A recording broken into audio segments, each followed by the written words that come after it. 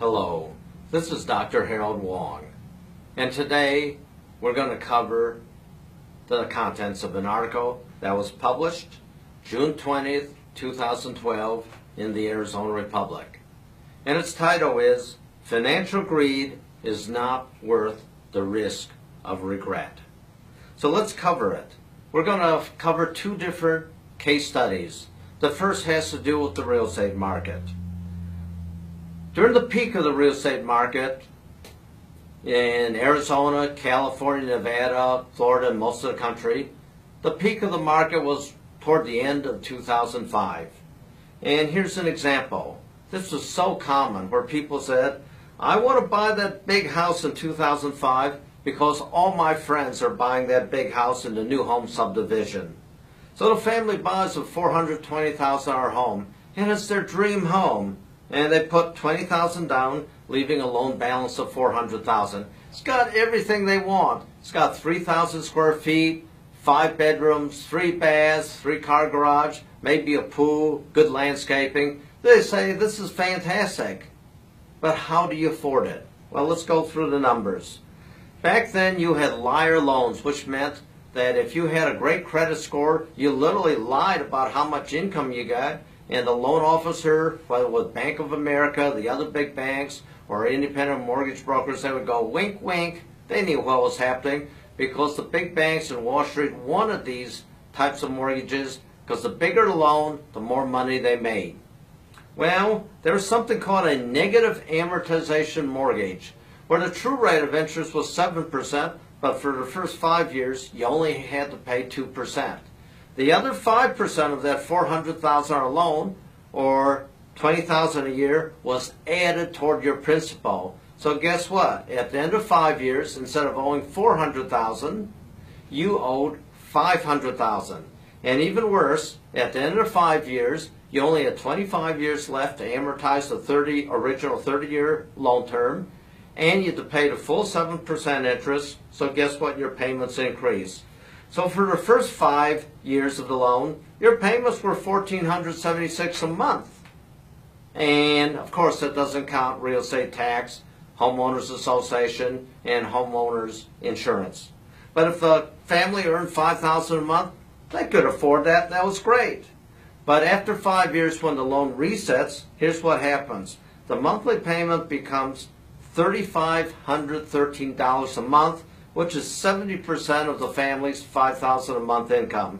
That's clearly unaffordable. And even worse, with the real estate crash, the value of houses had dropped in half. So instead of being worth $420,000, the house was worth $210,000, and yet they owe $500,000, and they can't afford the $3,500 a month payments. So guess what? Millions of people lost their home. Short sale, foreclosure, deed in lieu of foreclosure. So here's an example. The moral of the story is the greed, 5 years of living in a new, big, expensive house that you can't afford, was probably not worth the financial and emotional regret of losing the house and your credit score. Let's go to a second example. The example is a senior couple, age 70, came into my office. They had saved $600,000. Their combined Social Security income was $2,000 a month, and they had no pension. And yet, they were spending $3,000 a month. So there's a $1,000 a month deficit. What choices do they have? Well, let's take a look at it. First of all, we know that they can put their money in 5-year CDs, but banks aren't paying much interest. That earns 1%. So if they had put their money, and let's suppose they had $600,000, and they put it at 1% interest, that'd only give them $6,000 a year of income. That only covers half of that deficit of $12,000 a year. Well, second solution, they can invest the $600,000 in treasury bonds. Well, on June 8th, 2012, fears of what's going to happen in Greece blowing up and leaving the euro drove the benchmark 10-year treasury bond rates down to a lower than in at least 60 years. It was down only 1.46% it was paying. So over 10 years, you're only going to get 1.46% of interest. And the 30-year Treasury bond was only paying 2.56%. So if you put $300,000 in 10-year Treasury bonds and the other $300,000 in 30-year Treasury bonds, you'd only average about 2% interest. So 2% times $600,000 would be $12,000, and that would fill that deficit, because remember they needed $12,000 a year to cover their spending. However, there's no inflation protection. So let me tell you the effects of inflation. Well, guess what? If we only assume the long-term 3% inflation rate that allegedly we've had over the last 50 years, here's what would happen.